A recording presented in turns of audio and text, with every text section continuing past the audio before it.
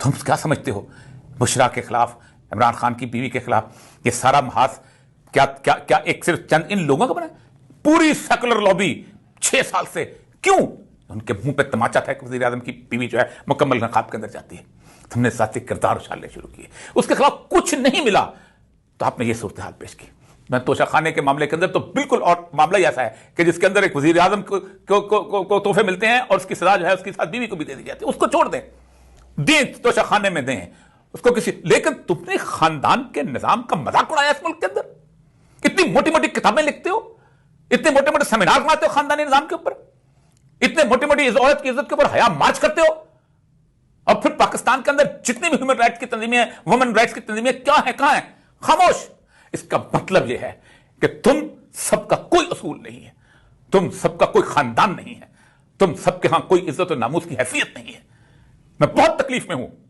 मैंने 50 साल आप लोगों के साथ गुजारे हैं, मैंने जेलें काटी हैं, मैंने औरत की इज्जत, हुर्मत और वकार के लिए मुद्दतों गुफ्तगू की है, और मैं समझता हूं कि बीवी बेटी अगर अबू जेल की भी हो तो काबिल इज्जत है।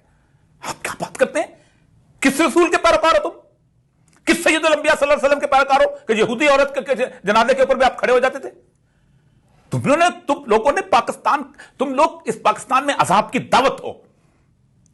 तुम लोगों ने पाकिस्तान के उन लाखों मौलवियों की इज्जत तबाह बर्बाद की है कि जो पूरे के पूरे पाकिस्तान के अंदर कच्ची मस्जिदों में बैठे हुए हैं, सुबह ठंडे पानी से वजू करते हैं, अजान देते हैं और उसके बाद नमाज पढ़ाते हैं और सूखी रोटी खाते हैं और इस दीन के लंबरदार हैं।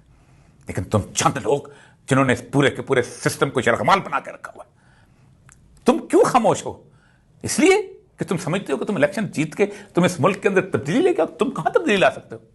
तुम्हारे बस में हो तो तुम अपने मुखालिफ की, हर शख्स की औरत का इसी तरह मजाक उड़ाओ, इसी तरह उसके साथ करो। कौन सी किस जुर्म में 7 साल सजा दे? तुम्हें नहीं पता कि फिक्र के अंदर यही चीज है कि अगर इद्दत के दौरान अगर गलती से शादी हो जाती है तो उसका दोबारा निकाह पढ़ दिया जाता है? किसी ने बोला? कोई बोला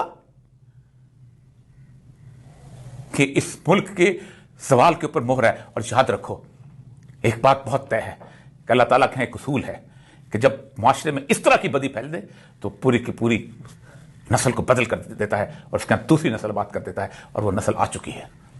उस नस्ल के यहां परचम और है। वो नस्ल जो है वो अल्लाह उसके रसूल को वाकई मानती है, इसीलिए वो समझती है कि ये तुम लोग